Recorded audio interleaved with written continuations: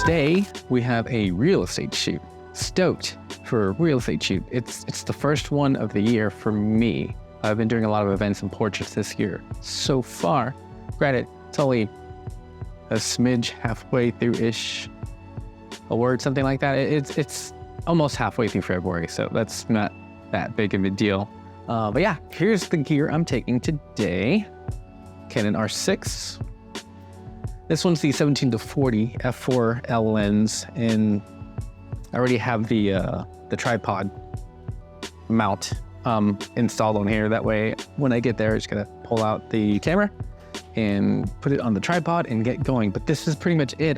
Have this loaded up with 2 cards. I have 1 extra battery, even though probably not gonna need it, and said tripod, and that's it. That's pretty much all I typically use for home sale real estate shoots. So if this was like an Airbnb or some kind of furnished rental or something along those lines, I would probably bring the 24-105 to get tight shots of different elements. Like if it's a furnished, like appliances, like USB plug charger combo thing, like anything that needs a tight shot for, you know, listing, rental listing purposes, I would bring that. But for home sales, anything that's going to be listed for sale, typically just use this.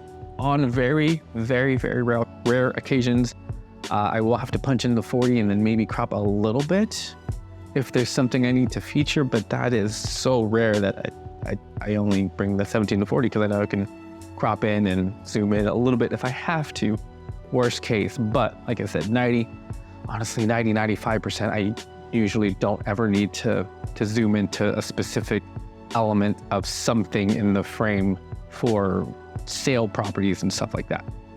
But yeah, very simple, very easy kind of shoot. I've been doing real estate the longest out of all my photography, so it's pretty straightforward. I like doing real estate now. There was a point where I just kind of got burnt out because I was just doing several a week over and over and over and over and over again.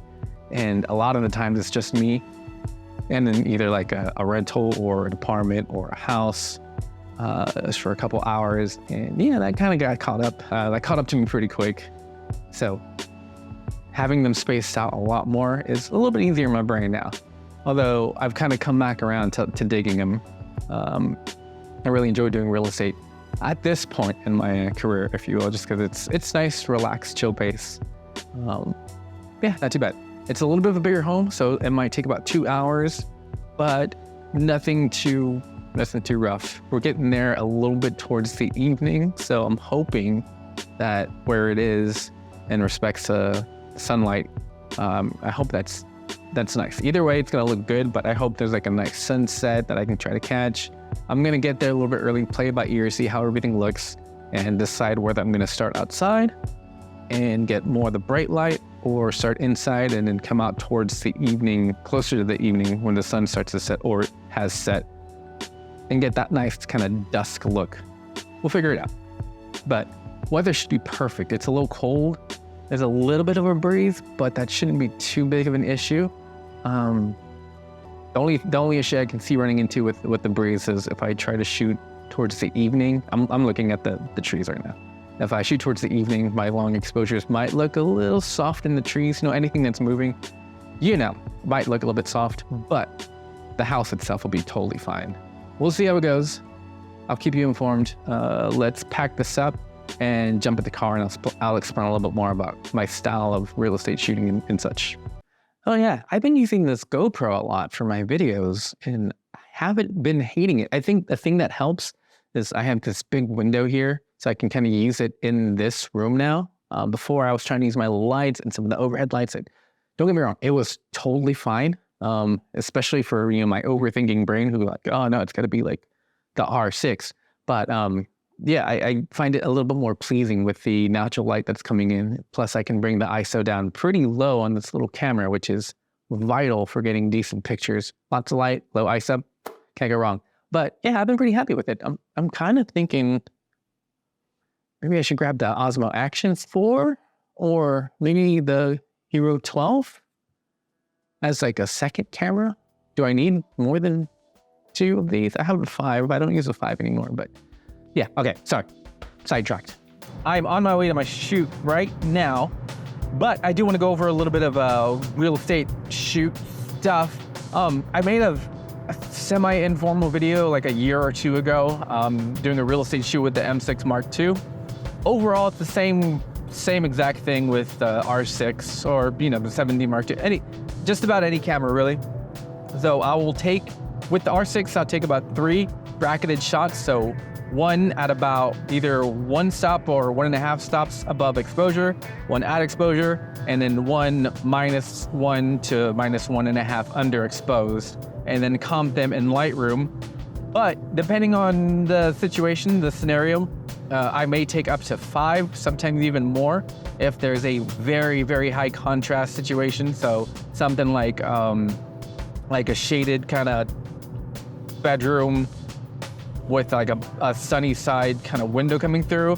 I will close the blinds, close the curtains if any, and shoot 3 stops. But if there's no curtains or if it's just blinds and they're still fairly bright, I will probably end up doing about 4 or 5 different exposures. So, going up to, going down to, and in between to get everything nice and level in the comp.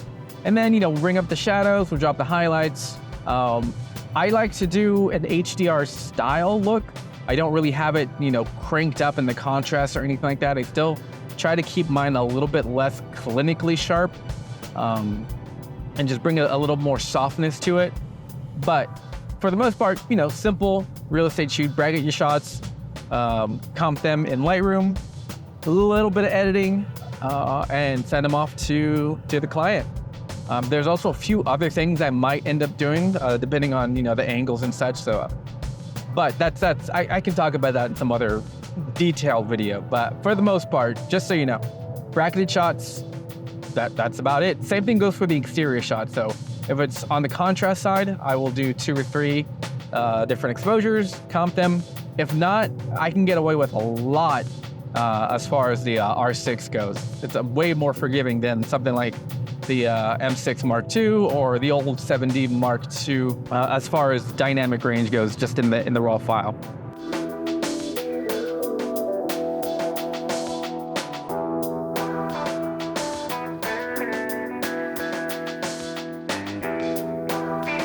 Well, that was different. We had to cut it. Now, we didn't really have to cut it short, but I got everything I needed. I was going to get a few extra things, or a few more extra things, if you will. But there was a medical emergency next door. The neighbor of the person I was shooting had to have the ambulance called. So, yeah, that's a first for me. Yeah, so needless to say, we cut the shoot short a little bit, but I got everything I needed. Everyone's hopefully okay. I checked in and they're just waiting to hear back. But yeah, weird. Yeah, my client's fine, totally fine. It's the neighbor that had something going on.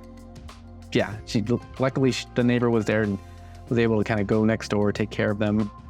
Good, but really, really good stuff. But as far as my part is concerned, everything was done. We're all good to go. All we used was this 17-40, and yeah, there weren't any issues whatsoever as far as like having to crop in or anything like that to like tighten up a shot.